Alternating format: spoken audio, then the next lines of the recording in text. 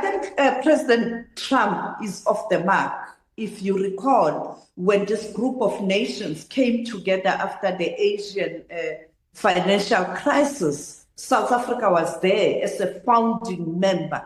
And therefore, South Africa, it was intentional to have South Africa on the table as a gateway to Africa. And at that time, the president was Thabo Mbeki.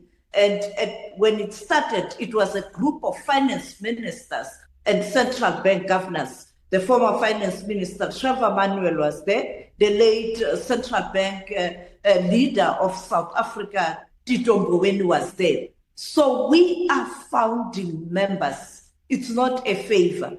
And therefore, I think South Africa's response will be diplomatic to say South Africa has earned its stripes in terms of being part of this group. We were there. We are founding members. This is not NATO. This is not a military alliance. And therefore, it's a group of interest parties, people who have decided to come together, to work together, and to collaborate in terms of ensuring that they do deliver better life for their own citizens, working with other nations. It's voluntarily. It's not something that President Trump can dictate to member states to pull us out. Unlike your G7, we know it was G8, and they took a decision to exclude Russia. This is a complete different case. And therefore, I think South Africa's response will be diplomatic, but again, it proves a fact that sometimes those around President Trump, they don't really give him a proper briefing in terms of how he should make utterances and respond to certain issues. For example, when you listen to his statement, he was in Miami, and I think he wanted to say something about South America, and he ended up saying South Africa, and he had to find a way to manage that mistake. And then he went to South Africa and went on again to make those utterances about South Africa. The G20 is going to continue with or without President Trump. Peace in Pan-Africanism to all my African brothers and sisters from all around the world. Welcome back to King Setso. I'm your host, Kagiso Hlongwane, host is in Jiva Sono, and we're back at it again with another one. And this time around, breaking news has said that the US president has said that he will not allow any of his officials to attend the G20 that will be hosted here in South Africa, I believe somewhere in the 23, that weekend of the 20-something of November.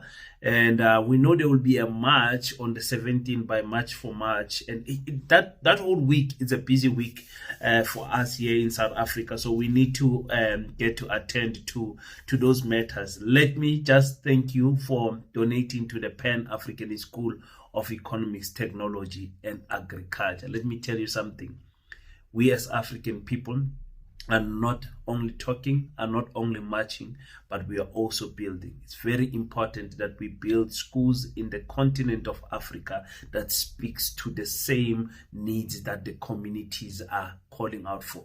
The needs and the struggles of Namibia might be a little bit different from South Africa. So you need the Paseta school in Namibia that will address the needs and the concerns of the people of Namibia. The same thing goes with Botswana. The same, because our countries are not in the same level. The division of the Berlin Conference has made it such that our countries develop in different paces. So what South Africa needs might not necessarily be what Liberia needs, and might not necessarily be what Uganda needs. But what Africa needs is something that we need to agree on as a continent, because no African country can grow as an island, or can be big as an island. It needs the other neighboring countries as well. So you need to take that also in consideration, and that is why we need to build the Paseta school in every country in our continent. So that is very important. Thank you so much for donating 50 rand for the Paseta here. That is being built here in South Africa. I want to touch on this very important thing. You saw the report from Umamoe to Usesi Sophie, who has reported that Donald Trump has said what he said. But I want to touch on the tweet. Let's get first on the tweet. Okay, AfriForum posted this on Facebook, and they are quoting Kali Krill. Kali Krill writes, it says, with this announcement, this is clear that President Ramaphosa and the ANC-led government strategy to restore relations with the US has failed miserably. We don't want to restore relations with America. America is lying about South Africa and saying that there's a genocide here of Afrikaner farmers. Why do we need to restore relations with such people? Where my led strategy has failed miserably. The relationship cannot be mended by denial or by falsely accusing AfriForum of spreading misinformation. Instead of shouting misinformation, Ramaphosa and John Steenhuisen should have worked on changing some of the government ideological policies, such as withdrawal act, and see the government condemn the kill the farmer chant. The real issue needs to be addressed.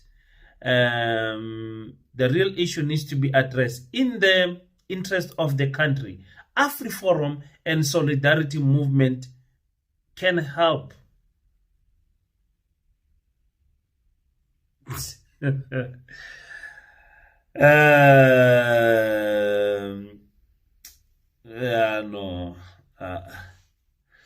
AfriForum and Solidarity can help. In the interest of the country. AfriForum and the Solidarity movement can help with efforts to rebuild the relationship with you. Yes, the way you can help us to rebuild this relationship is by going to America and staying there and leaving us alone. That is how you can help us. No Cape Independent, no Orania, no nothing. Pack your bags and go and stay in America and be safe there and be happy there. Or go back to the Dutch. Why are you guys not talking about going back to the Netherlands? Why are you not guys going back home? Go back to France, to Germany. Go back to where you come from. You are clearly not happy here. Oh my goodness. You help South Africa, you. And this is why we tell the ANC the DA is not an answer to any problem in South Africa. Never. Because the DA stands with these people. Blah, blah, blah. Where AfriForum and Solidarity can help US. The ANC should put the country's interest above its own interest and ideology and work with us to find solution. Never. I'm happy that Cyril Ramaphosa does not even entertain this nonsense. Anyway, Kalikri says, with this announcement, it is clear that President Ramaphosa, didn't I read that? Okay. Kalikri also wrote that with this announcement, it is clear that Ramaphosa and ANC-led government strategy to restore the US has failed miserably. I think I've read that. Let me see.